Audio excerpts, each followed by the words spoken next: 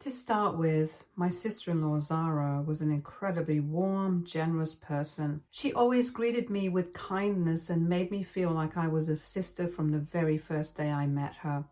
Over the years, since we were both working ladies, we had gotten incredibly close with each other and spent our weekends shopping or going to lunch together. Zara was always a very fit person and took incredible care of her health.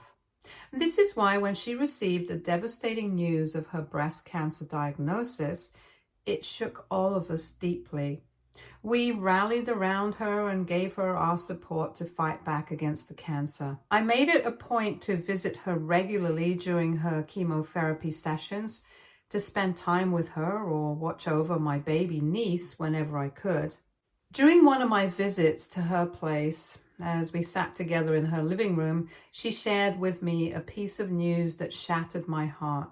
Her voice trembled as she revealed that her doctors had delivered a crushing update. Her cancer was aggressive and was resistant to treatment. They had given her a prognosis that left little room for hope. The weight of her words hung heavy in the air, and I struggled to find the right words to comfort her. In that vulnerable moment, I asked her what I could do to make things easier for her. Her eyes, usually so full of warmth and laughter, now reflected a mix of fear and resignation. She told me that she was grateful for everything that I had done for her and wished she didn't have to burden me with a secret that she had kept hidden from everyone. I firmly told her that she had nothing to apologize for and that I would do anything for her, no questions asked. It was then that she entrusted me with a secret she had never revealed to anyone, including her own parents. She confided in me that years ago, during her college days, she endured a harrowing experience that had haunted her ever since. It was at a party, a night blurred by too much alcohol, when she found herself the victim of a sexual assault. The perpetrator wore a mask, making it impossible for her to identify him. The trauma of that night had left deep scars that she had carried silently for years. As she recounted the events of that fateful evening, I listened in horror. She was in a relationship with my brother at the time. Hence, naturally, she turned to him for support and comfort, hoping that he would be the one person in the world who would understand her. However, instead of finding solace in his embrace, she was met with disbelief and blame. My brother couldn't comprehend how another man could violate her in such a way, and in his shock, he started questioning her about her actions. He implied that perhaps it was her attire or behavior towards the guy in the party that had invited the assault on her. He refused to believe that a man would just do something like this to a woman without the woman giving him some type of signal. Sister-in-law was devastated that he was questioning her this way. The weight of shame and guilt unfairly placed upon her shoulders by someone she loved only added to her anguish. Despite this, she gathered the courage to report the assault to the police and even went for a medical test, which proved her statement about the assault, since she wanted the perpetrator punished. However, unfortunately for my sister-in-law, she lived in a college neighborhood where parties were commonplace and thousands of students mingled under the cover of night, so the police could not identify the masked assailant, no matter how much they tried. It also did not help that none of the people present in the party came forward to testify for her. As a result, the investigation went nowhere and my sister-in-law never got her justice. At the time, her parents were alive, so they were the only ones who believed in her, and this is how she was able to overcome the deep shame of what had happened to her. According to sister-in-law, after months of talking to my brother about the incident, he eventually came around and apologized to her for his initial reaction. He admitted that he should have known better to trust her and promised that he would support her better from then on. Despite the strain in the relationship, sister-in-law didn't want to end things with him, so she decided to forgive him in the years that followed. Although my brother tried his best to be there for her, she was always haunted by the incident. I was devastated hearing this, since my brother had never mentioned any of this to me. Sister-in-law pointed out to me how my brother never liked talking about this, and he had in fact told sister-in-law to always keep this incident a secret, as if it was dirty for others to find out. I squeezed sister-in-law's hand softly and told her that I did not judge her for anything that had happened to her, because it was never her fault. Sister-in-law smiled back wryly and told me that she had more to tell me. She spoke haltingly, as if each word was both a confession and a plea for understanding. She then revealed that she had been sexually assaulted again after the first incident, but this time it was by her former boss at her previous job. I remembered how 2 to 3 years ago she had left her job out of the blue, even though she had always liked working at her position.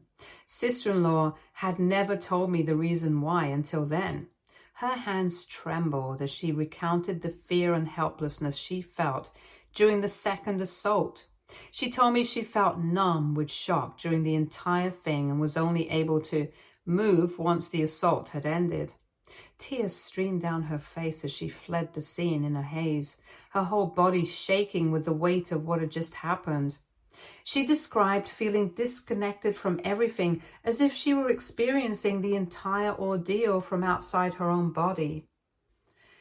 Later, when she sat in her car crying, her initial thoughts turned to my brother, and she knew from his last reaction that he would again blame her this time. She told me how she felt that shame returning when she realized she had let yet another man violate her without her consent. She felt unclean and disgusted towards herself. This time, the trauma took a toll on her mental health because, unlike last time, she didn't have anyone to talk to anymore. Her parents had passed away and she was scared to open up to my brother. As a result, she plunged into depression and even had a few panic attacks. Sister-in-law told me that she wrestled with the decision to report the assault to the police and get her boss arrested or protect her marriage. Then, 3 weeks later, she discovered she was pregnant. At that moment, she knew with certainty that the child was not my brother's. The weight of this realization depressed her further. She was unsure of how to break the news to my brother, since she thought he would definitely ask her for a divorce. As a result, due to her depleting mental health, sister-in-law had resolved to end her life. She told me how at that time she felt so helpless, since she lacked the strength to terminate the pregnancy and also didn't want people to find out about her assaults. I listened to her story, holding back tears, not able to believe everything she had gone through, silently without any of us realizing anything. Sister-in-law continued to tell me how the evening when she had chosen to end her life with sleeping pills, everything suddenly changed when my brother, out of nowhere, discovered the positive pregnancy tests in the washroom. Instead of waiting for an explanation, he started jumping up and down in joy, expressing his happiness that she was pregnant and that they could finally start a family together. Caught up in his jubilation and enveloped in his embrace, she found herself unable to shatter his happiness with the truth. She later confided in me how ashamed she felt for not finding the courage to tell him the truth that day, or over the course of the last 2 years that the child was never his. Sister-in-law told me how every time she witnessed the tender moments between her daughter and my brother, her heart broke anew. Tears streamed down her face as she apologized to me for lying to my brother and everyone else, and even called herself a coward and a loser who didn't deserve such a wonderful family like ours. According to her, she felt getting cancer was God's way of punishing her for her lies. She told me she would be eventually confessing everything to my brother before she passed away. However, she wanted me to promise her something. It turns out that she wanted me to look after her daughter when she was gone. She held my hands as she begged me that since she didn't have any family members left, as both parents and grandparents were long gone, I was her only hope, who could potentially take care of her daughter if my brother didn't accept the child after finding out the entire truth. I was quite shaken after hearing everything and took some time to process everything. As a woman myself, I felt a deep sympathy for everything she had been through. I knew she was telling me the entire truth because she was dying and needed to get everything off her chest. Of course, I understood that she had lied to my brother all this time about being the father of the baby, but she was also clearly remorseful, and at this point, there was nothing I could do other than to assure her that I would raise my niece myself if I had to. She breathed a sigh of relief after I made my promise to her. Over the weeks, as sister-in-law's illness progressed, I continued to visit her, holding on to her hope of survival even as the reality of her condition grew stark. Through it all, she remained courageous as much as she could. In the end, she passed away peacefully in her sleep. Her absence has left a void, but her spirit continues to still inspire me to live this life with compassion and gratitude. She has taught me that even in the darkest moments, there can be moments of grace and beauty if only we have the strength to see them. She was more than a sister-in-law to me. She was my friend and a true confidant. After her passing, my brother shared with me the contents of a letter left behind by my sister-in-law, laying bare the painful truths she had confided in me earlier. It was a heartbreaking revelation for him to learn that the child he had embraced with such joy was not biologically his own. His grief and anger were palpable as he grappled with this new reality, compounded by the recent loss of his wife. In his sorrow, he could not bring himself to hold the baby any longer, instead informing our parents and me that he would be giving her up. I firmly told him that sister-in-law wanted me to look after my niece, so I wanted to take care of her if he no longer wanted her. And this is how I brought my niece into my home without any hesitation. I felt so sad for her since she had just lost her mother and with no other family left. Her parents and grandparents long gone, I knew she needed a stable and loving environment at the time. Later, when we gathered for the reading of my sister-in-law's will, emotions were already high since everyone by then already knew that my niece didn't belong to my brother. A lot of my family members were divided about this news. However, sister-in-law was no longer with us to take on their wrath. According to her will, she had made clear and deliberate provisions for her daughter's future, leaving every asset and resource she had made over the years for her daughter's well-being.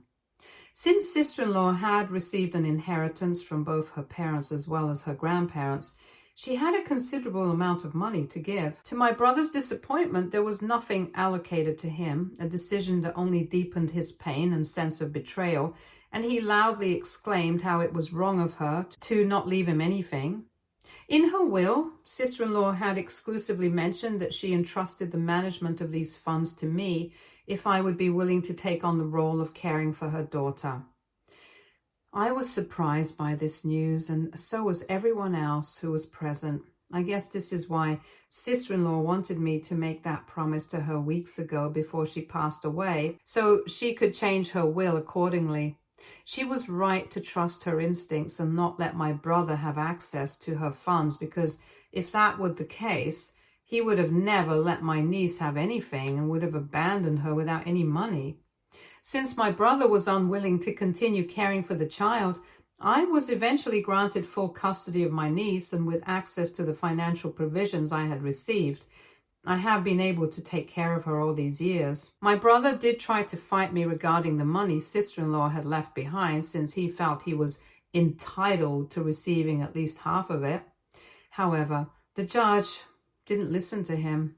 In anger, my brother told me that he wanted nothing to do with sister-in-law's daughter, and instead that he never wanted to see my face again, since I had clearly betrayed him by taking in the girl. I firmly told him that I was sorry for all the hurt he felt, but I was not going to go back on my promise to my sister-in-law. I recognized that my sister-in-law had been wrong in withholding the truth from my brother. However, with her no longer with us, I firmly believed that the child should not bear any blame for her parents' actions. This is why my focus has always been entirely on providing a loving and stable environment for my niece, shielding her from the complexities of the past. Over the years, I've ensured that my niece has had everything she has wanted, using the funds left behind by my sister-in-law. I have also bought her a home using the same, which my niece will inherit fully when she comes of age. I've spared no effort in sending her to excellent schools and caring for her as if she were my own daughter. I have not been married and have dedicated my entire life to raising my niece. Despite my best efforts, my niece sometimes understandably has questions about her parents, particularly her dad. She misses my brother, but she also understands that under these circumstances, relationships cannot be forced. My decision to prioritize my niece's well-being has strained my relationship with the rest of my family. They've all chosen to sever ties with me and no longer invite me to any event, as they believe that my actions are misguided and that I've chosen my niece over my own family. Even my own parents believe I should have given up my niece and have repeatedly told me how disappointed they are that I'm raising someone else's child who did nothing but lie to my brother. As you can imagine, the past years have been a difficult journey where I've had to navigate the rift between what I believe is right and the consequences of those decisions on my familial relationships. This year, as my niece approaches her 18th birthday, I feel a sense of fulfillment in preparing to transfer all her assets, including the house I've secured for her, as per sister-in-law's wishes. It's a milestone I've been preparing for a long time, and I feel like I have done everything I could until now to protect her, and she's now ready to make her own decisions. Just last week, out of nowhere, my brother contacted me telling me how he needed to talk to me about something very important. My heart skipped a beat, and I thought that perhaps he had seen the error in his ways and maybe he wanted to reconnect with me and my niece after all these years. I agreed to meet up with him, but I didn't want my niece to find out and give her false hopes before I could find out the actual reason behind his visit.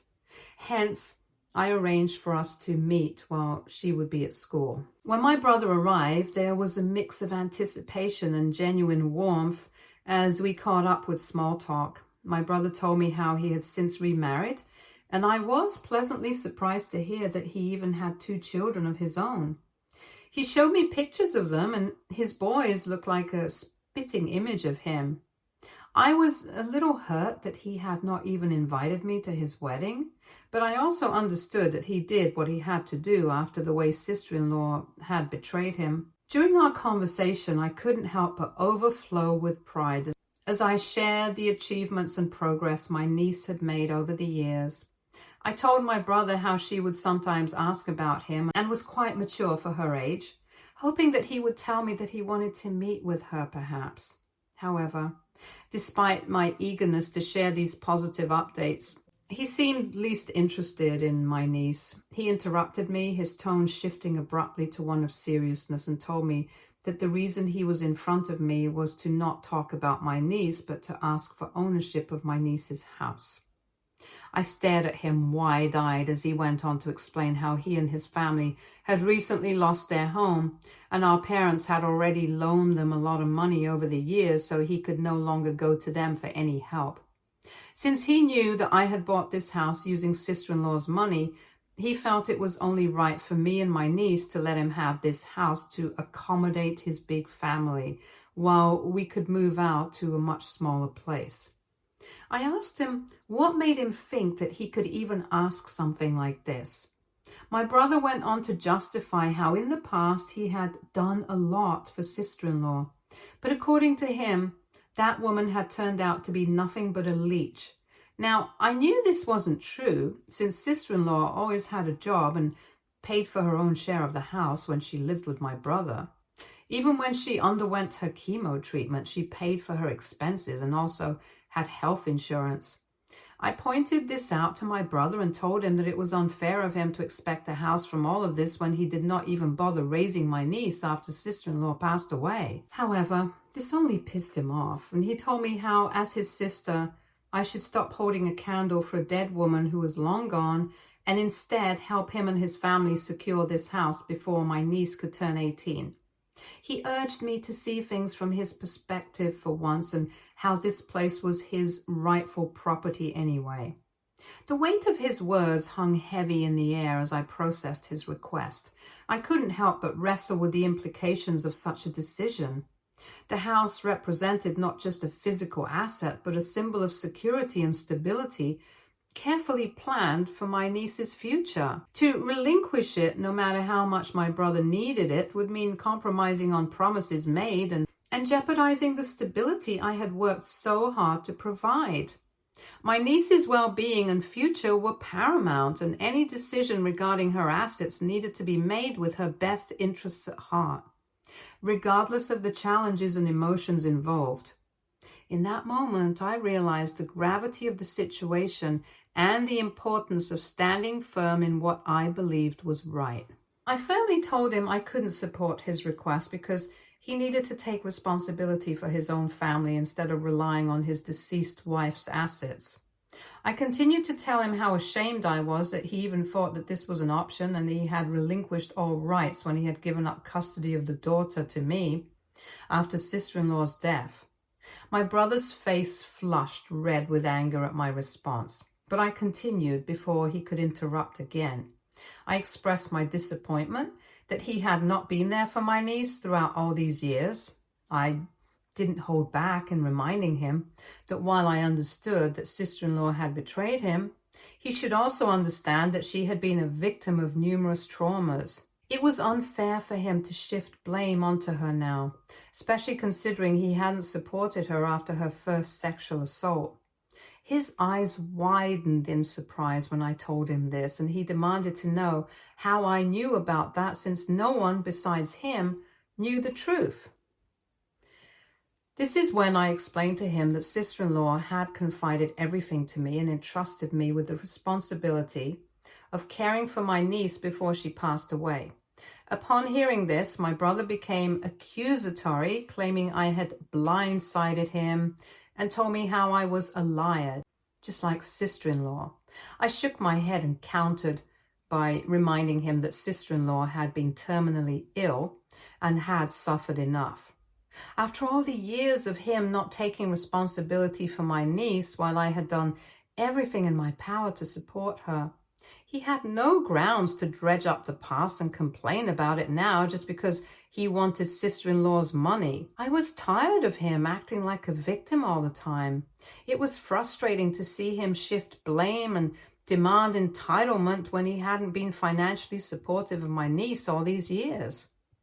His audacity to come after 16 years and request ownership of her house felt like a slap in the face, disregarding all the sacrifices and efforts I had made to ensure my niece's well-being and future stability. My brother was pissed I was not giving in to his demands. Ever since our conversation, him and my parents have been repeatedly calling me, demanding that I am being difficult for no reason and that I should have family loyalty for them rather than my niece. It's so weird and scary that when it comes to money, even your blood relations can turn into animals. AITA for standing up for my niece and refusing to give in to my brother's ridiculous demands? Update 1. First of all, I'm blown away by how sweet everyone has been in my DMs and in the comments. Thank you for making me smile. Secondly, I cannot tell you the number of women who have reached out to me talking about how they have gone through what sister-in-law went through and how sorry they feel for her. I wish I could give each and every one of you a big, tight hug and take away your pain. Sexual assault is the worst thing that can happen to a woman, and I wish someone could have helped sister-in-law at the time. She was not a bad person. She didn't deserve to go through what she went through. It's sad that I even have to defend her, but just because you have never been sexually assaulted doesn't mean other people don't go through it. My sister-in-law had fought back during the first assault, showing incredible courage despite the trauma. However, the second incident left her more shaken, and she was understandably frozen in fear, which is what happens, unfortunately, to most victims of sexual assault. I truly wish she had felt comfortable enough to open up to me sooner, because I would have supported her in every way possible. Knowing what she went through breaks my heart, and I only wish I could have been there for her during those dark times. Now, coming on to some of you who are calling my sister-in-law a cheater and not believing her story, I pray to God you never have to go through such a traumatic thing and then have people question you. If sister-in-law had truly had an affair, she could have asked me to contact the man for custody after her death. Additionally, if there had been an affair, the man would likely not have stayed silent for all these years. He would have definitely shown up for his daughter, especially knowing how much money sister-in-law had left behind for her daughter. Also, if she had indeed had an affair, I'm certain she would have wanted her daughter to know her biological father as well, and would have definitely told me. Until her last breath, sister-in-law did everything she could to protect her daughter. Update 2. I sat down with my niece and explained to her that my brother had recently come to talk to me and his main intention was to take possession of the house. I warned her to be cautious if he ever approached her. As I spoke, I could see the anger and hurt in her eyes. She had held on to hope for so many years, hoping that one day her father would reach out to her because he genuinely cared. But now, discovering that his contact was motivated by his own needs, she felt betrayed. "I can't believe him," she told me, her voice trembling with emotion. "After all this time, he only reached out when he needed something." She assured me that she wanted nothing to do with him. She told me how glad she was that her mother didn't leave him anything. She then gave me a hug and told me how grateful she was for everything I had done for her over the years. Her words were both heartbreaking and empowering to hear. It made me teary-eyed as I realized that despite the pain of her father's actions, she was strong and determined to move forward without him. Update 3. After talking with my niece, I decided to send a detailed email to my parents and my brother to document everything and make my stance clear. In the email, I outlined our recent conversations and emphasized that they had no right to ask me to give my niece's home to my brother. I explained that this request amounted to financial fraud and made it clear that I would take legal action if my brother ever tried to visit me or my niece again to ask for the house for his family. I reminded my brother that he had forfeited all rights when he chose not to care for his daughter. I also shared the numerous hardships and struggles I had faced in raising my niece on my own without any prior experience. I described the emotional, financial, and logistical challenges I had overcome to provide her with a stable, loving home. I further reminded him that he had never paid child support or even checked in on his daughter all these years. I pointed out that both he and my parents should feel nothing but shame for trying to take something that didn't belong to them. I emphasized that they had no right to suddenly step in and make demands after all this time, especially when they had contributed nothing to her upbringing and well-being. The email was long and heartfelt, a testament to the sacrifices I had made for my niece.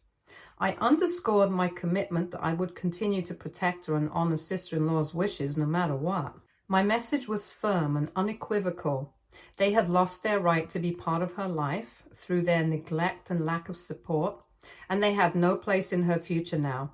I never received any reply after sending that email. However, my brother and my parents have not contacted me again, which is good enough for me. The silence speaks volumes, and I'm relieved to have some peace and to know that they won't interfere with my niece's life any further. As for my niece, she is busy preparing for her prom and her upcoming birthday party. Watching her navigate these exciting moments fills me with immense pride. I'm so proud of the woman she has become and can't wait to be there for her at every major milestone in her future.